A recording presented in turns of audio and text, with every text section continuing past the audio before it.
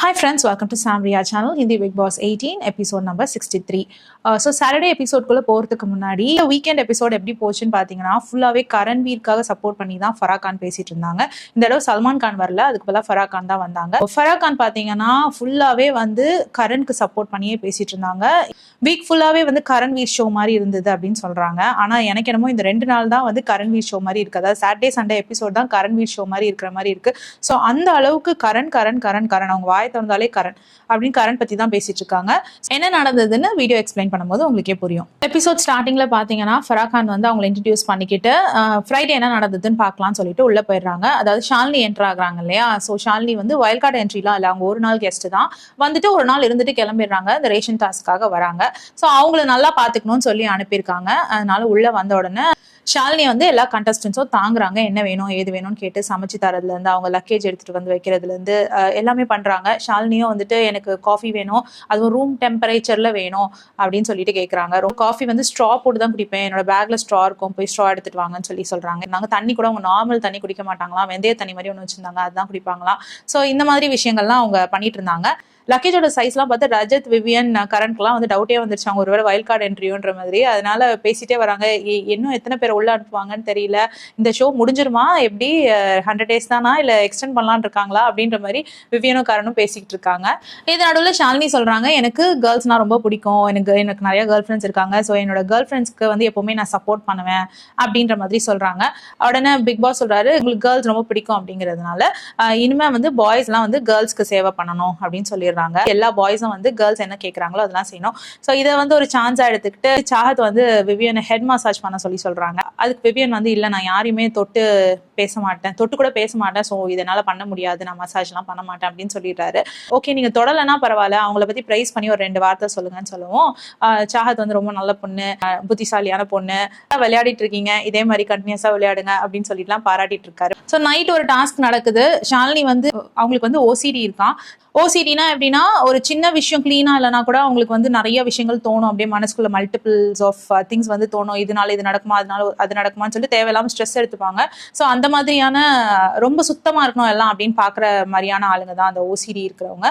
ஷாலினிக்கும் அந்த மாதிரி ஓசிடி இருக்கான். அதனால வந்து மற்றவங்களை எதுவும் தொட விட மாட்டாங்களாம், செய்ய விட மாட்டாங்களாம். ஸோ அந்த மாதிரி இந்த வீட்டுல யார் இன்னொருத்தர் இருக்காரு அப்படின்னு கேட்கும். விவியன்னு சொல்றாங்க. ஸோ விவியனை கூட்டிட்டு போய் உட்கார வச்சு என்னெல்லாம் பண்ணுவாருன்னு சொல்லி பேசுறாங்க. என்ன சொல்றாருன்னா, தன்னோட பிளேட்ல ஒருத்தர் வந்து அவங்க சாப்பிட்ட ஸ்பூனை போட்டா எனக்கு ரொம்ப அருவருப்பா இருக்கும், சாப்பிட்றதுக்கு முன்னாடி ஒரு கிளீன் ஸ்பூன்ல வந்து கொஞ்சம் சாப்பாடு கூட நான் எடுத்து வச்சிருவேனே ஒழிய அந்த மாதிரி சாப்பிட்டு யாராவது அந்த மாதிரி ஸ்பூன்லாம் போடக்கூடாது எனக்கு அப்படின்ற மாதிரி விபியன் சொல்றாரு. ஸோ ஷாலினி கிட்ட கரண் கேட்கிறாரு, நீங்க ரொம்ப பெரிய பணக்காரங்க இல்லையா, ஸோ வந்து உங்களுக்கு இல்லாத விஷயமே கிடையாது, அப்படி இல்லாம நீங்க ஒரு வேளை ஒரு மிடில் கிளாஸ் குடும்பத்துல இல்ல ஒரு ஏழை குடும்பத்துல பிறந்திருந்தா நீங்க என்ன பண்ணிருப்பீங்க அப்படின்னு கேட்கிறாரு. அதுக்கு ஷாலினி சொல்றாங்க, நான் எல்லா இடமும் டிராவல் பண்ணியிருக்கேன், காஷ்மீர்ல இருந்து கன்னியாகுமரி வரைக்கும் டிராவல் பண்ணியிருக்கேன், நிறைய கோயில்களை போயிருக்கேன், ராமேஸ்வரம்லாம் போயிருக்கேன், காலில் செருப்பு போடாமல் நடந்திருக்கேன் கோயில்கள்லாம், அந்த கோயில் சாப்பாடுலாம் சாப்பிட்ருக்கேன். ஸோ நான் அவ்வளோலாம் கிடையாது, எனக்கு இந்த ஓசிடி இருந்தாலும் நான் வந்து இதெல்லாம் நான் செஞ்சிருக்கேன், அதனால வந்து அந்த கஷ்டமான சிச்சுவேஷன் வந்து அடாப்ட் பண்ணிக்க முடியாது அப்படின்னு கிடையாது, ஸோ நான் எங்க இருந்தாலும் இருந்துப்பேன் அப்படின்ற மாதிரி ஷாலினி சொல்றாங்க. சொல்லி ஷாலினிக்கு வந்துட்டு தூங்கும் பொழுது நைட்டு சாங் கேட்டுட்டே தூங்க தான் பிடிக்குமா.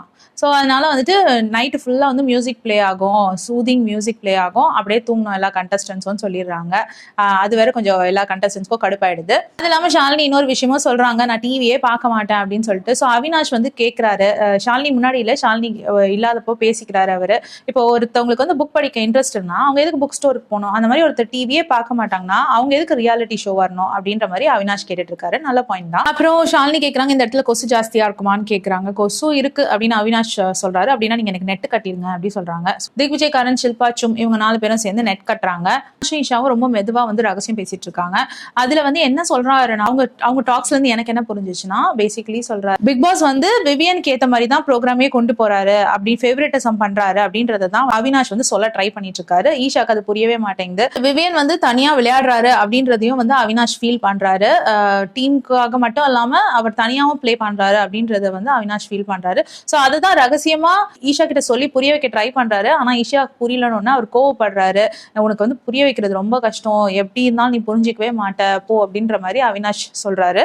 இது நடுவில் ரஜத்தும் சாராவும் கூட பேசிட்டு இருக்காங்க. இந்த மாதிரி அவினாஷ்கே தெரியுது விவியன் வந்து தனியா ப்ளே பண்றாருன்னு சொல்லிட்டு அவினாஷ்க்கும் விவியனுக்கும் ஒரு டிஸ்டன்ஸ் வர ஆரம்பிக்குது அப்படின்ற மாதிரி அவங்க பேசிட்டு இருக்காங்க. இப்போ மியூசிக் பிளே ஆக எல்லாரும் வந்து நைட்டு தூங்குறாங்க.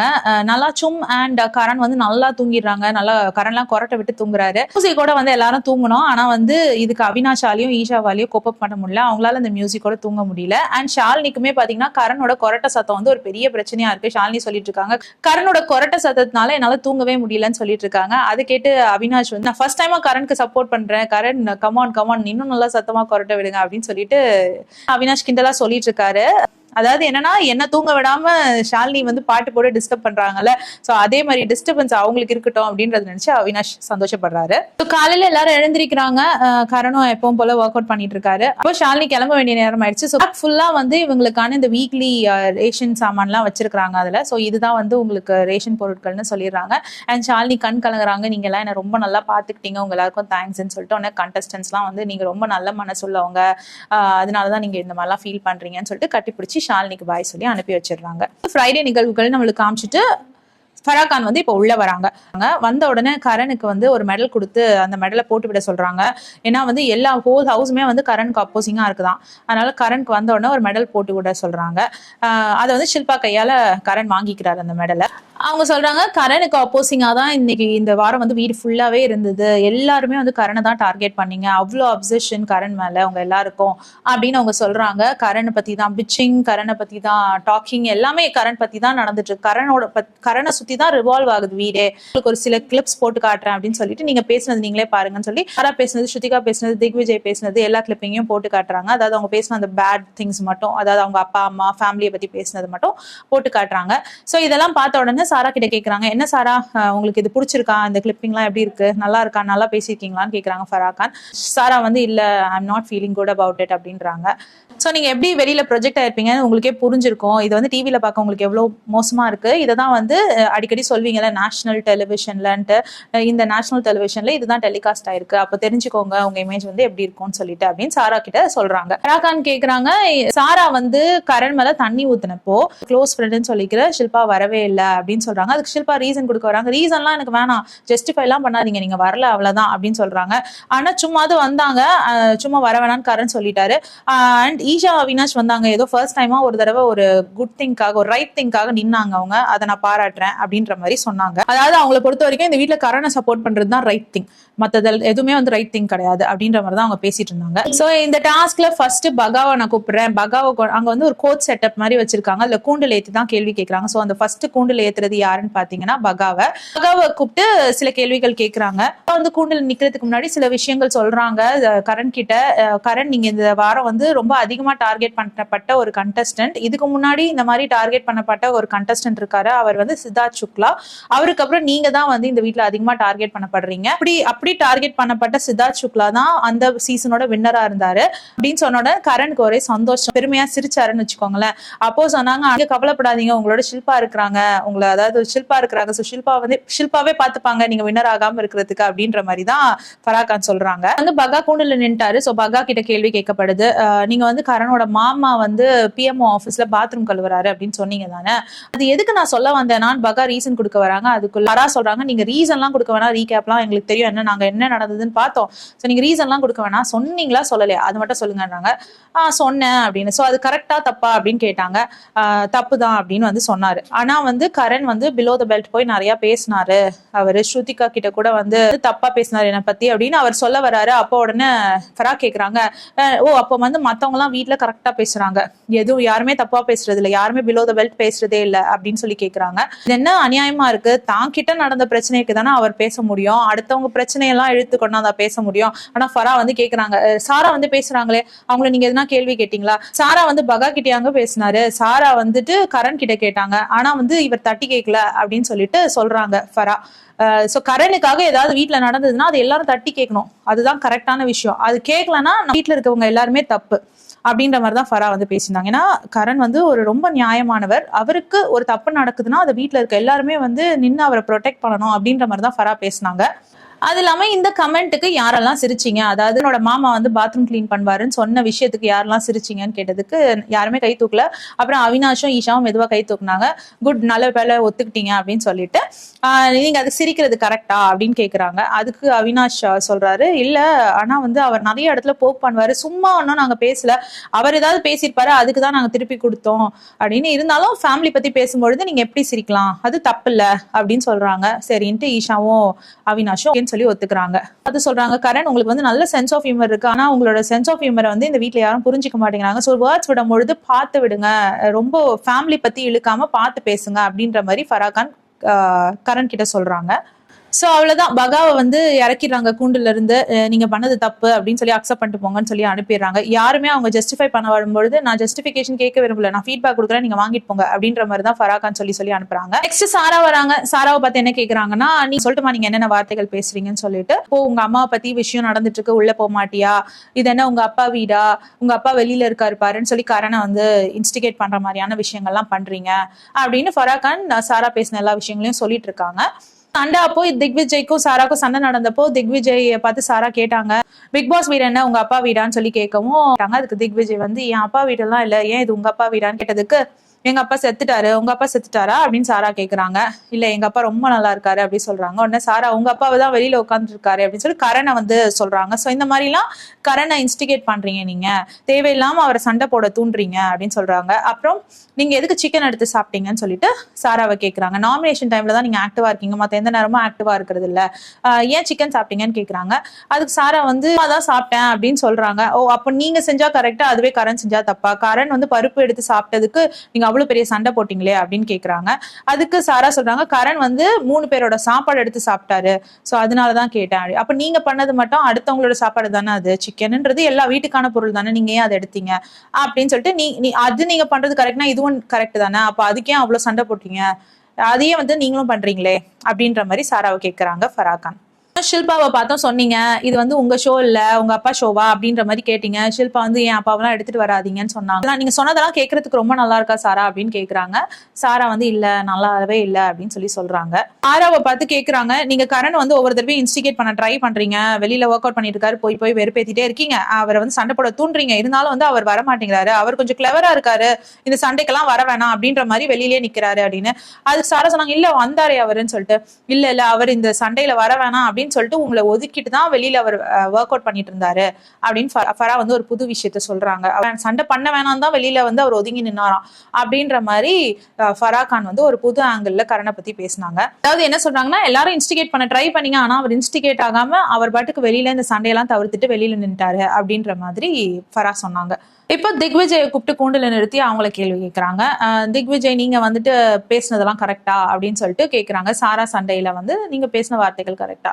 அதுக்கு திக்விஜய் சொன்னாரு, சாரா என்ன கொடுத்தாங்களோ அதை தான் நான் திருப்பி கொடுத்தேன் அப்படின்ற மாதிரி. சாரா வந்து என்கிட்ட என்ன பேசினாங்களோ அதான் நான் பேசினாரு.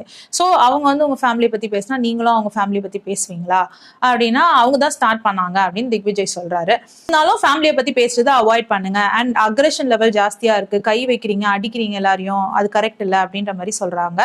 அப்புறம் ஈஷாவை பார்த்து காசிப் பேசுற அப்படின்னு சொல்றீங்களே, நீங்க காசிப் பண்றது இல்லையா அப்படின்னு கேக்குறாங்க. இல்ல நான் காசிப்பே பண்ணது கிடையாது அப்படின்னு திக்விஜய் சொல்றாரு. அதுக்கு ஃபராகான் சொல்றாங்க, நாங்க பார்த்துட்டு தான் இருக்கோம் நீங்க என்னென்ன பண்றீங்கன்னு சொல்லிட்டு, சுத்தி கேமரா இருக்கு, சோ ஏமாத்த முடியாது, நீங்க வந்து எனக்கு ரீகேப் கொடுக்க வேணாம் என்ன நடந்ததுன்னு, நாங்களாம் பார்த்துட்டு தான் இருக்கோம் உங்க ஆக்டிவிட்டிஸ் அப்படின்னு சொல்லி திக்விஜய் கிட்ட சொல்றாங்க. ஆல்சோ திக்விஜய் கிட்ட சொல்றாங்க, நீங்க வந்து எல்லாரையும் வந்து போக் பண்ணி சண்டை போட வைக்கிறீங்க, அவங்கள வந்து சண்டைக்கு வர வைக்கிறீங்க, சும்மா இருக்கிறவங்கள போய் போக் பண்ணிட்டே இருக்கீங்க அப்படின்ற மாதிரி ஃபராகான் வந்து சொல்றாங்க. அதுக்காக திக்விஜய் அவருக்காக டிஃபெண்ட் பண்ண ட்ரை பண்ணாலும் ஃபராகான் விடாம, இல்ல நீங்க கேளுங்க, நீங்க ரீகேப் கொடுக்காதீங்க, நான் சொல்றது கேளுங்க அப்படின்னு சொல்லிட்டு அவங்க கருத்தை மட்டும் வைக்கிறதுல இருக்காங்க. திக்விஜயும் வந்து கொஞ்சம் நான் சொல்றேன் மேடம்ன்றாங்க, அவங்க பேசவே விட மாட்டேங்கிறாங்க. திக்விஜய் நீ பண்ணது தப்பு அப்படின்னு சொல்றதுலதான் அவங்க குறியா இருக்காங்க.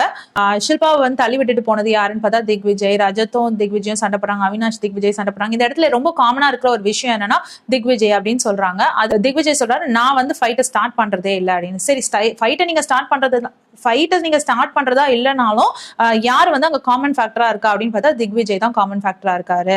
ஸோ உங்க அக்ரஷனை நீங்க குறைச்சிக்கணும் அப்படின்னு சொல்றாங்க. ஈஷா விஷயத்துல அவங்க சப்போர்ட் பண்ற மாதிரி வந்து ஷில்பாவை பத்தி பேசுனாங்க. நீங்க வந்து ஈஷாவை வந்து சுக்லி அப்படின்னு, ஈஷா வந்து காசிப் பண்றாங்க அப்படின்னு பேசுறீங்களே, நீங்களும் தானே ஷில்பாவை பத்தி காசிப் பண்றீங்கன்னு திக்விஜய் கிட்ட கேட்கறாங்க. திக்விஜய் சொல்றாங்க காசிப் இல்ல, நான் என்ன பேசுறேனோ அதுதான் ஷில்பாக்கு முன்னாடியும் சொல்றேன் அப்படின்னு சொல்லவும் ஷில்பா உடனே சொல்றாங்க ஆமாமா அவன் மூஞ்சிக்கு நேராவே சொல்லியிருக்கான் என்ன பிடிக்காதுன்னு சொல்லிட்டு அப்படின்னு சொன்னோன்னே ஃபராக் வந்து என்ன பேசுறதுனே தெரியல, என்னடா இவங்களுக்கு சப்போர்ட் பண்ணி பேசலாம்னு பார்த்தா இவங்களே வந்து இடம் கொடுக்க மாட்டேங்கிறாங்களேன்னு சொல்லிட்டு தேவி தேவி சல்மான் கான் சொன்ன மாதிரி நீங்க தேவி தாங்க அப்படின்னு. உடனே ஷில்பா சொல்றாங்க இல்ல இல்ல அவன் நிஜமாவே என் முகத்துக்கு நேராவே சொல்லியிருக்கான் எனக்கு உங்களை பிடிக்காதுன்னு சொல்லிட்டு, இருந்தாலும் என் ஃப்ரெண்டோட ஃப்ரெண்ட் இல்லையா அதனால நான் சப்போர்ட் பண்ணிட்டு இருக்கேன் அப்படின்ற மாதிரி ஷில்பா சொல்றாங்க. ஃபராக் கானுக்கு வந்து அங்க ஆன்சரே இல்ல. திக்விஜய் வந்து குத்தி காட்டுறதுக்கு, அதாவது காசிப் பண்றீங்க அப்படின்னு குத்தி காட்டுறதுக்கு வந்து ஆன்சரே இல்லைன்னு வச்சுக்கோங்களேன். இதெல்லாம் நீங்க பண்றது வந்து என்னோட டாக்டிக்ஸ் கேம் ஸ்ட்ராட்டஜி அப்படின்னு சொல்லி ஒத்துக்கிட்டு போங்க. அப்படி ஒத்துட்டு போயிட்டீங்கன்னா நாங்கெல்லாம் உங்களை பாராட்டுறோம் அப்படின்னு சொல்றாங்க. ஸ்ட்ராட்டஜிலாம் இல்ல, நான் என் செல்ஃப் ரெஸ்பெக்டை காப்பாத்திக்கணும்னு நினைக்கிறேன். எனக்கு ட்ராஃபி முக்கியம் தான், அதை விட என் செல்ஃப் ரெஸ்பெக்ட் ரொம்ப முக்கியம். சோ நான் எங்கேயுமே ஃபைட் ஸ்டார்ட் பண்றது இல்ல, ஆனா சண்டை வந்தா நான் விடுறது இல்ல அப்படின்ற மாதிரி திக்விஜய் சொல்றாரு. ஆனாலும் ஃபரா வந்து இது நான் உங்களுக்கு ஃபீட்பேக்கா கொடுக்குறேன் அப்படின்னு சொல்லிட்டு திரும்பி சொல்றாங்க. அதுக்கு திரும்ப திக்விஜய் வந்து அவரை வந்து ஜஸ்டிஃபை பண்ணிட்டு இருக்காரு. அப்போ எல்லாரும் சொல்றாங்க ஃபீட்பேக் கொடுக்குறாங்க வாங்கிக்கோங்கன்னு. ஆனா நான் அது இல்லையேன்ற மாதிரி திக்விஜய் கஷ்டமா இருக்கு. அண்ட் கரண் கிட்டயும் அவங்க சொல்றாங்க நீங்க நினைச்சிட்டு இருக்கீங்க திக்விஜய் ரொம்ப இன்னசென்ட்னு சொல்லிட்டு, ஆனா திக்விஜய் இன்னசென்ட்லாம் கிடையாது. அவர் வந்து சூப்பரா காசிப் பண்றாரு, பேக் பிச்சிங் பண்றாரு, மேனிபுலேட் பண்றாரு, ஃபைட்ஸ் கொண்டு வராரு அப்படின்னு சொல்றாங்க. திக்விஜய் இதுக்கெல்லாம் இல்லவே இல்லை அப்படின்ற மாதிரி ஒத்துக்கவே மாட்டேங்கிறாரு. சொல்லவும் செய்யறாரு இல்ல இதெல்லாம் நான் கிடையாது, நான் வந்து எப்பவுமே ஃபைட்டை நான் ஸ்டார்ட் பண்ணதே கிடையாது அப்படின்னு திக்விஜய் சொல்றாரு. அவர் சொல்றதும் கிட்டத்தட்ட உண்மைதான். அவரா போய் ஃபைட்டை எப்பவுமே ஸ்டார்ட் பண்ணது கிடையாது. யாரு என்ன கொடுக்குறாங்களோ அதை தான் திருப்பி கொடுக்குறாங்க. எப்பவுமே சாரா கொடுத்த வார்த்தையை தான் திக்விஜய் திருப்பி சாராக்கு கொடுத்தாரு. அதே மாதிரி அவினாஷ் அவருக்கு கொடுத்த வார்த்தையை தான் திரும்பவும் திக்விஜய் வந்து அவினாஷ்க்கு கொடுத்தாரு. இந்த மாதிரி அவரா போயிட்டு வார்த்தைகளை விடுறது கிடையாது. ஃபர்ஸ்ட் யார் என்ன வார்த்தைகளை விடுறாங்களோ அதே வார்த்தையை தான் திருப்பி கொடுக்குறாங்க. அண்ட் மேனிபுலேட் பண்றாருன்னு சொல்றாங்க. எந்த இடத்துல வந்து அவர் மேனிபுலேட் பண்ணாருன்னு தெரியல. அண்ட் ஃப்ரெண்ட்ஸை வந்து விட்டு கொடுக்காம தான் பேசிட்டு இருக்காரு. இப்ப வரைக்கும் வந்து ஸ்ருதிகாவை பத்தி எங்கேயுமே அவங்க தப்பா பேசினது கிடையாது, இவன் தான் சண்டை போட்டுட்டாலோ. சோ எதனால வந்து இவங்க இப்படி பேசுறாங்கன்னே தெரியல. திக்விஜயை டார்கெட் பண்ற மாதிரியே தான் இந்த ஷோ வந்து போயிட்டு இருந்ததுன்னு வச்சுக்கோங்களேன். இது மூலமா கரண் அண்ட் திக்விஜய் பிரிக்க நினைக்கிறாங்களா என்ன, எதுவுமே ஒண்ணுமே புரியல. ஆனா திக்விஜயை டார்கெட் பண்ற மாதிரி தான் தெரிஞ்சிச்சு. கூட ஈஷா பத்தியும் ஃபராக் கான் சொல்றாங்க ஈஷா ரொம்ப பயாஸ்டா இருக்காங்கன்னு சொல்லிட்டு. ஈஷா அதுக்கு சொல்றாங்க ஆமா நான் பயாஸ்டா தான் இருக்கேன், நான் தான் ஒத்துக்கிறேனே பயாஸ், என் ஃப்ரெண்ட்ஸ்ன்னு வரும்போது நான் பயாஸ்டா தான் இருக்கிறேன் அப்படின்னு சொல்றாங்க. ஆனா நீங்க பயாஸ்டா தான் இருப்பீங்க, ஆனா ட்ராஃபின்னு வரும்போது அவங்கள தாண்டி போவீங்க, அவங்களுக்காக வெயிட் பண்ண மாட்டீங்க இல்லையா அப்படின்றாங்க. அதுக்கு சிரிக்கிறாங்க ஈஷா ஆமான்ற மாதிரி. அதுக்கப்புறம் ஷில்பா வந்து கரணை வந்து கண்ட்ரோல் பண்றாங்க அப்படின்னு சொல்றாங்க. அது வேணா ஓரளவுக்கு உண்மைதான். அதே மாதிரி ஷில்பா வந்து சொல்றாங்க ஏத்தி விடவும் ட்ரை பண்றாங்க அப்படின்ற மாதிரி சொல்றாங்க. ரஜத் வந்து என்ன பாக்கெட்ல போட்டு சுத்துவேன் அப்படின்னு சொன்னான் அப்படின்றது சொன்னாங்க. ஆனா வந்து ரஜத் எதுக்காக சொன்னான்றத கிளியரா சொல்ல. அதுக்குள்ள ரஜத்தை கேட்டா ரஜத் வந்து வேற ஒரு வியூ சொன்னாரு. சோ இந்த மாதிரி மாத்தி யாருக்கு எப்படி சொன்னா கோவம் வருமோ அந்த மாதிரி வந்து சொல்லி ஷில்பா பிளே பண்றாங்க அப்படின்னு ஃபராக் கான் சொல்றாங்க. சண்டன் வரும்போது எல்லாரோட ஃபேமிலியை பத்தியும் இழுக்கிறீங்க, அம்மா அப்பா மாமா தாத்தான் எல்லார பத்தியும் இழுக்கிறீங்க, இந்த மாதிரி எல்லாம் பேசாதீங்க, ஃபேமிலியே உள்ள கொண்டு வராதீங்க, உங்களுக்குள்ள சண்டை போட்டுக்கோங்க, ஃபேமிலி எடுத்துட்டு வராதீங்கன்ற மாதிரி ஃபராக் கான் சொல்றாங்க. இது ஒரு நல்ல மெசேஜ் தான். நெக்ஸ்ட் இப்போ ரஜத்தை கூண்டுல ஏத்துறாங்க. ரஜத்தை ஏத்தின உடனே ஃபராக் கான் ஃபர்ஸ்ட் எடுத்தோடனே என்ன சொல்றாங்கன்னா நீங்க வந்து நெக்ஸ்ட் டைம் வயலண்டா போனீங்கன்னா, அதாவது சும்மா போய் சட்டையை பிடிக்கிறதோ இந்த மாதிரி வேலைகள் செஞ்சீங்கன்னா கூட நீங்க வந்து நான் டைரக்டாவே வார்னிங் கொடுக்குறேன், நீங்க வந்து வீட்டை விட்டு போயிடுவீங்க அப்படின்னு ரஜத் கிட்ட சொல்றாங்க. ரஜத்துக்கு மட்டும் இல்ல, இந்த வார்னிங் வந்து அவினாஷ் திக்விஜய் எல்லாருக்கும் தான், யாரெல்லாம் அடுத்தவங்க மேல கை வைக்கிறாங்களோ அவங்க எல்லாருக்கும் தான் அப்படின்ற மாதிரி ஃபராக் கான் சொல்றாங்க. இதை பத்தி பேசும்பொழுது ரஜத்தும் வந்து சொல்றாரு கரண் வந்து பிலோ த பெல்ட் போய் நிறைய விஷயங்கள் பேசுறாரு, ஃபேமிலி எல்லாம் இழுக்கிறாருன்னு சொன்னோன்னா கரண் கிட்ட போயிட்டு ஃபரா சொல்றாங்க திரும்பி சொல்றேன் உங்க எல்லாருக்கும் சல்மான் கானும் சொல்லியிருக்காரு ஃபேமிலி இழுக்காதீங்க, கரண் நீங்க பேசும்பொழுது ஃபேமிலி இழுக்காம பாத்துக்கோங்க, யாரோட அம்மா அப்பா பத்தி யாரும் பேசக்கூடாது அப்படின்னு சொல்றாங்க. அவினாஷ் கிட்டயும் சொல்றாங்க உங்க அக்ரஷனை குறைச்சிக்கோங்க. அவினாஷ் வந்து நான் அதுக்கு ஐம் ஒர்க்கிங் ஆன் இட், நான் கண்ட்ரோல் பண்ண ட்ரை பண்றேன் அப்படின்னு சொல்றாரு. இதை வந்து பார்த்து சிரிச்சாரு, ஷில்பா கிட்ட சொல்லி கரண் சிரிச்சாரு. So this is call poking, இந்த மாதிரி தான் போக் பண்ணி என்னை வெறுப்பேத்தி அவங்களோட சண்டை போட வைக்கிறாங்க. அமைதியா வந்து அவர் போக் பண்ணிட்டு போயிடுவாரு. ஸோ ஹீ வில் ஸ்டார்ட், அதுக்கப்புறம் ஃபைட் ஆரம்பிக்கும், அவர் கொளுத்தி போட்டு போயிடுவாரு, அப்புறம் நாங்கெல்லாம் வந்து கத்திக்கிட்டு இருப்போம் அப்படின்ற மாதிரி அவினாஷ் வந்து சொல்றாரு. ரஜத் கிட்ட திரும்ப வந்து கேக்குறாங்க, நீங்க என்ன இந்த வீட்டுல வந்து எல்லா பொண்ணுங்களையும் ப்ரொடெக்ட் பண்றதுக்காக வந்திருக்கீங்களா என்ன, உங்களுக்கு அந்த மாதிரி எதனா அக்ரிமெண்ட் சைன் பண்ணீங்களான்ட்டு. அதுக்கு வந்து ரஜத் சொல்றாரு, அப்படி கிடையாது, என் ஃபேமிலியில எனக்கு சொல்லி கொடுத்துருக்காங்க பொண்ணுங்களுக்கு பிரச்சனைனா நீ வந்து பாக்கணும் அப்படின்னு சொல்லிட்டு. ஏன் மத்தவங்க ஃபேமிலிலாம் சொல்லி தரலையா பொண்ணுங்களை பாத்துக்கணும்னு சொல்லிட்டு. இந்த வீட்டுல வந்து எந்தெந்த பொண்ணுங்களுக்கு டிஃபெண்ட் பண்றதுக்கு இவர் சப்போர்ட் வேணும் அப்படின்ற மாதிரி கேக்குறாங்க. அதுக்கு எல்லாருமே வந்து எல்லா ஃபீமேல் கண்டஸ்டன்ஸும் எங்களுக்கு அவர் உதவி வேணாம்னு சொல்றாங்க. ரஜத்தை பார்த்து சொல்றாங்க, பாத்துக்கோங்க யாருக்குமே உங்க ஹெல்ப் வேணாமா, சோ உங்களை மட்டும் நீங்க பாத்துக்கிட்டா போதும் அப்படின்னு சொல்றாங்க. ரஜத் திரும்பவும் சொல்றாரு, அவங்க வேணான்னு சொன்னாலும் என் கண்ணு முன்னாடி ஒரு விஷயம் நடக்கும் போது நான் அவங்களை ப்ரொடெக்ட் பண்ணதான் செய்வேன் அப்படின்னு சொல்லவும், அவட என்ன சொன்னாங்க, ஷில்பா விஷயத்துல நீங்க பண்ணலையே, பொண்ணுங்க எல்லாருக்கும் பண்ணோம்னா ஷில்பா விஷயத்துல நீங்க பண்ணணும்ல, ஷில்பா விஷயத்துல மட்டும் ஏன் பயாஸ்டா இருந்தீங்க, ஷில்பாவும் பொண்ணு தானேன்ற மாதிரி கேட்கறாங்க ஃபராகான். அதாவது ப்ரொடெக்ட் பண்ணோம்னா நியாயமா பேசினா நான் அவங்க சைடு நிப்பேன் அப்படின்ற மாதிரி ரஜத் சொல்றாரு. சோ திரும்பவும் அதே தான் சொல்லிட்டு இருக்காரு, என் கண்ணு முன்னாடி பொண்ணுங்களுக்கு பிரச்சனை நடந்தா நான் போய் டிஃபெண்ட் பண்ணதான் செய்வேன்னு சொல்லவும், ஃபராகான் வந்து சரி பண்ணுங்க, ஃபீட்பேக் எடுத்துக்க மாட்டீங்கல்ல, நீங்க வந்து பண்றதை பண்ணுங்க, எலிமினேட் ஆனீங்கன்னா எனக்கு தெரியாது அப்படின்ற மாதிரி ரஜத்தை சொல்றாங்க. இதான் சொல்றாங்க, ரஜத், அவினாஷ், திக்விஜய் வந்து கண்ட்ரோல் பண்ணுங்க, சண்டை போடுறதை கண்ட்ரோல் பண்ணுங்க, பிசிக்கலா போறதை கண்ட்ரோல் பண்ணுங்க, இல்லைன்னா 3 பேருமே வெளியில வந்துருவீங்க அப்படின்ற மாதிரி ஒரு மிரட்டல் விடுறாங்க ஃபராகான். திக்விஜய் திரும்பவும் அவரை ஜஸ்டிஃபை பண்ண ட்ரை பண்றாரு, நானா போறது கிடையாது, சண்டை வந்து மத்தவங்க ஸ்டார்ட் பண்ணாதான் நான் பண்றேன் அப்படின்னு சொல்றாரு. ஆனாலும் ஃபரா வந்து நான் ஃபீட்பேக்கா கொடுக்குறேன், இதை எடுத்துக்கிறதா தான் எடுத்துக்கோங்க, நீங்க எடுத்துக்க மாட்டேன்னு ஜஸ்டிஃபை பண்ணிட்டே இருந்தீங்கன்னா நெக்ஸ்ட் வீக் எலிமினேட் ஆயிடுவீங்க அவ்வளவுதான் அப்படின்னு திக்விஜய் பார்த்து டைரக்டாவே சொல்றாங்க. இது வந்து திக்விஜய்க்கு சுத்தமாவே பிடிக்கல, நான் பண்றது கரெக்ட் தான்ற மாதிரி திக்விஜய் இருக்காரு, அவர் பண்றது கரெக்ட் தான் எனக்கும் ஃபீல் ஆகுது. ஃபராகான் சொல்றாங்க, அவினாஷ், விவியன், சாரா, ரஜத் நீங்களாம் வந்து நான் கொடுத்த ஃபீட்பேக் எடுத்துட்டு ஒர்க் பண்ணுங்க, ஆனா நான் திக்விஜய் மேல கிவ் அப் பண்ணிட்டேன், திக்விஜய் கேட்கற மாதிரி தெரியல, சோ அவரோட இஷ்டம், அவர் கேட்கலன்னா, அவர் கேட்டாருன்னா அவர் இருக்க போறாரு, கேட்கலன்னா வெளியில வந்துருவாங்கன்னு சொல்லிட்டு திரும்பவும் மிரட்டுறாங்க ஃபராகான். விவியனுக்கு என்ன சொன்னாங்கன்னா, ஷில்பா விஷயத்துல வந்து கரண் மாதிரி விவியனை ஏமாத்த முடியல, கரண் வந்து ஈஸியா வந்து எமோஷனலா பேசி ஷில்பா வந்து கைக்குள்ள போட்டு வச்சுக்கிறாங்க, ஆனா விவியனுக்கு வந்து சுத்தமாவே இன்ட்ரெஸ்ட் கிடையாது, உங்களுக்காக சண்டை போடுறதுக்கோ இல்ல உங்களுக்காக வந்து நிக்கிறதுக்கோ சுத்தமாவே இன்ட்ரெஸ்ட் கிடையாது, நீங்க போயிட்டு அவர்கிட்ட அழுதுட்டு சில விஷயம் எல்லாம் சொல்றீங்க, அந்த விஷயம் எதுவுமே கேட்கறதுக்கு அவருக்கு இன்ட்ரெஸ்டே கிடையாது, சோ போயிட்டு நிக்காதீங்க இன்னொரு தடவை அப்படின்னு சொல்லிட்டு ஷில்பா கிட்ட கிளியராவே விவியன் பத்தி சொல்றாங்க. விவியனும் அதுக்கு மண்டையாட்டிட்டே இருக்காங்க, ஆமா கரெக்ட் தான் அப்படின்ற மாதிரி. நெக்ஸ்ட் இடனை வந்து கூப்பிடுறாங்க கூண்டுல வந்து நிக்கிறதுக்கு. சரி இடன் நினைச்சு போறாங்க. ஃபரா சொல்றாங்க, ஐயோ இடன் நீங்க வந்து இந்த கூண்டுல எல்லாம் ஏறிடாதீங்க, உடஞ்சு போயிட போகுது அப்படின்றாங்க, உங்க வெயிட் தாங்காம உடஞ்சிட போகுதுன்ட்டு. அதுக்கு இடனும் வந்து அவுச் அப்படி சொல்றாங்க. இது எதுக்கு சொல்றாங்கன்னா, நீ அவ்வளவு வெயிட், உன்னை வந்து கரண் தூக்கிட்டே சுத்தினார் இல்லையா 5 மணி நேரம், அதுக்காக ஏதாவது கிராட்டிடியூட் இருக்கா அப்படின்னு கேட்கறதுக்காகவே இந்த விஷயத்த வந்து அவங்க கிட்ட சொல்றாங்க, நீ வெயிட்டா இருக்க ஏறாத அப்படின்ற மாதிரி. அவங்க ஃபராகான் அவங்களே சொல்லிக்கிறாங்க, என்ன வந்து ஒரு 5 நிமிஷம் ஒருத்தர் தூக்குனார்னா கூட நான் அவருக்கு காலம் ஃபுல்லா வந்து நன்றி கடன் செலுத்துவேன், அவரை வந்து ஆனா நீ எப்படிலாம் பேசுறீங்க, பின்னாடி உட்காந்து அவரை பத்தி பேசுறீங்க, தப்பா பேசுறீங்க, நாமினேஷன் அப்போ நாமினேட் பண்றீங்க, அதுக்கு கொடுக்குற ரீசன்ஸும் வந்து அவ்வளவு கோவமா இருக்கு, அவ்வளவு அக்ரெஷன் கரண் மேல, எதுக்கு நீங்க இப்படி இருக்கீங்க, கரணை பத்தியும் எதுக்கு பேக் பிச் பண்றீங்க அப்படின்ற மாதிரி ஈரனை கேக்குறாங்க. சொல்றாங்க, இல்ல நான் நன்றி கடனோட தான் இருந்தேன், ஆனா வந்துட்டு அவர் என்ன நாமினேஷன் டைம்ல சொல்லிட்டாரு, எனக்கு வந்து அந்த டாஸ்க்ல சீரியஸ்னஸ் இல்லைன்னு சொல்லிட்டு, எனக்கு சீரியஸ்னஸ் இருக்கதான் செஞ்சுச்சு, எனக்குமே வந்து என் ஃபிங்கர்ஸ் எல்லாம் மூவ் ஆகல, அந்த நிலைமையில தான் இருக்கேன், நான் இன்னும் பெயின்ல தான் இருக்கேன்னு சொல்லுவோம். அதுக்கு ஃபராகான், உங்க பெயினை பத்தி யோசிக்கிறீங்க, நீங்க டைம் கோட் ஆகிறதுக்கு தானே கரண் வந்து தூக்கிட்டு சுத்தினாரு, உங்க கை ஒர்க் ஆகல, அது கிடைச்சிருந்தா நீங்க தான் டைம் கோட் ஆயிருப்பீங்க, சோ உங்களோட நன்மைக்காக தான் நீங்க பண்ணீங்க, ஆனா உங்களோட நன்மைக்காக கரண் எதுக்கு பண்ணாரு, சோ அதுக்காக நீங்க வந்து கிரேட்ஃபுல்லா இருக்கணும்ல, சோ நீங்க அன்கிரேட்ஃபுல் ஈடன் சொல்லிட்டு ஒரு ஹேஷ்டாக் ட்ரெண்ட் ஆயிட்டு இருக்கு வெளியில, தெரியுமா உங்களை பத்தி அப்படின்னு சொல்லிட்டு சொல்றாங்க ஈடன். ஓகேன்னு ஈடன் கேட்டுக்கிறாங்க. ஃபராகான் இன்னொன்னு கேட்டாங்க, உங்களுக்கு வந்து வேணாம்னா நீங்க இறங்கி இருக்கலாம்ல, அது வந்து உங்களுக்கு டைம் கார்டு பதவி வேணும்ன்றதுக்காக தான் நீங்க கரண் மேல ஏறிக்கிட்டு இருந்தீங்க, இப்ப வந்து கம்ப்ளைண்ட் பண்ணீங்க எனக்கு வலிக்குது உடம்பு வலிக்குதுன்னா, அப்ப அவரை பத்தி யோசிச்சு பாத்தீங்களா, உங்களை தூக்கிட்டு இருந்தவரை பத்தி அப்படின்னு சொல்றாங்க. இதுல என்னன்னா, எடனுக்கு முன்னாடியே வந்து கரண் மேல விருப்பம் கிடையாது, அவங்க மேல கோவத்துல தான் இருந்தாங்க, இந்த டாஸ்க் வந்து இவங்க 2 பேரையும் கோத்து விட்டாங்க. சோ இது வந்து அவரோட ஈகோ சாட்டிஸ்ஃபை பண்றதுக்காக தான், கரண் அவரோட ஈகோவை சாட்டிஸ்ஃபை பண்றதுக்காக தான் ஈரன் அவ்வளவு நேரம் தூக்கிட்டு இருந்தாருன்னு அவரே ஓப்பனா ஒத்துக்கிட்டாரு, நான் அவினாஷ் கூட தோத்து போக கூடாதுன்னு நினைச்சுதான் நான் தூக்கிட்டு சுத்திட்டு இருந்தேன் அப்படின்ட்டு. அதாவது யாருமே கரண்ட்க்கு அகேன்ஸ்டா போகக்கூடாது, எல்லாரும் கரனை டார்கெட் பண்றீங்க அப்படின்னு சொல்றாங்க. அண்ட் கரணையும் வந்துட்டு கை தட்டி, நீங்க இந்த தடவை சூப்பரா விளையாண்டீங்க இந்த வீக் அப்படின்னு சொல்லி கை தட்டுறாங்க கரனை பார்த்து. அப்படி என்ன அவர் சூப்பரா விளையாண்டாருன்னு தெரியல, ஹோல் வீடும் உங்களுக்கு அகேன்ஸ்டா இருந்தது, ஆனா நீங்க வந்து மாஸ் பண்ணிட்டீங்க அப்படின்ற மாதிரி கரனுக்கு கை தட்டி மெடலும் கொடுத்தாங்க. கரனுக்கு கையில பிடிக்க முடியல, தலை கொள்ளாத பெருமையா இருந்தது. ஸ்ருதிகாவை கூப்பிடுறாங்க. சோ ஸ்ருதிகா வரும்பொழுதே உங்க ட்ரெஸ் ரொம்ப நல்லா இருக்கே அப்படின்னு ஃபராகான் சொல்றாங்க. வந்து கூண்டுல ஏத்தி நிக்க வச்ச உடனே என்ன ஆச்சு ஸ்ருதிகா, நீங்க வரும்பொழுது ரொம்ப கியூட்டா இருந்தீங்க, நிறைய ஃபன்னி திங்ஸ் பண்ணிட்டு இருந்தீங்க, இப்ப அந்த கியூட்னஸ் எல்லாம் போயிட்டு ஃபுல்லா நெகட்டிவிட்டி கரனை பத்தி எப்ப பார்த்தாலும் பிச்சிங், கரனை பத்தி எப்பவுமே பின்னாடி தப்பு தப்பா பேசிட்டு இருக்கிறது தான் அவங்க வேலையா இருக்கு அப்படின்னு சொல்றாங்க. சும் மேல உங்களுக்கு ஏன் இவ்வளவு அப்சஷன் அப்படின்னு சொல்லி கேக்குறாங்க.